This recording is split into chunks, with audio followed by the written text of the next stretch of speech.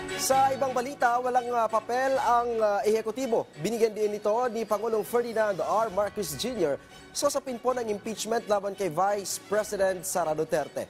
Yan ang sentro ng balita ni Kenneth Pasyente. Sa naging desisyon ng Korte Suprema sa impeachment case laban kay Vice President Sara Duterte, sinabi ni Pangulong Ferdinand R. Marcos Jr. na hindi kabilang sa napagdesisyonan ang merits ng kaso.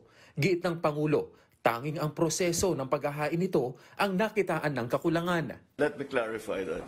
The merits of the case were not examined by the Supreme Court.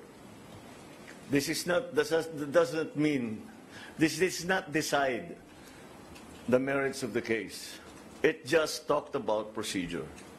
So the procedure was faulty, was lacking. So yun ang assessment ng Supreme Court. It has no bearing on the rightness or wrongness of the impeachment case. Ipinunto pa ng Pangulo na hindi naman nagkaroon ng trial patungkol sa impeachment case at hindi natalakay ang nilalaman nito.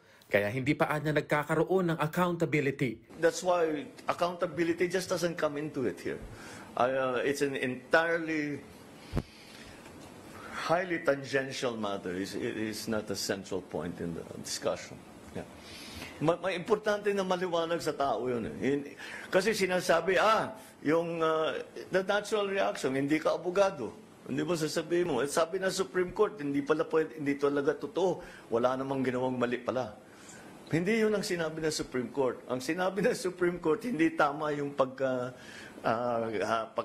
ninyo sa House, ang pagkahawak ninyo doon sa impeachment complaint. Yun lang. Muli namang binigyang diin ng Presidente na walang kamay ang ehekutibo sa usapin ng impeachment. I keep telling you, the executive has no role in this. The President has no role. I'm an impeachable officer. I cannot involve myself in any of this. So, it's really the Supreme Court, the Senate, and the House. Sinangga din ng palasyo ang naging pahayag ni VP Sara na laban umano sa administrasyon ng naging desisyon ng Senado na i-archive ang articles of impeachment. Sagot nito, hindi ang ehekutibo kundi ang Kongreso ang nagsumite ng articles of impeachment.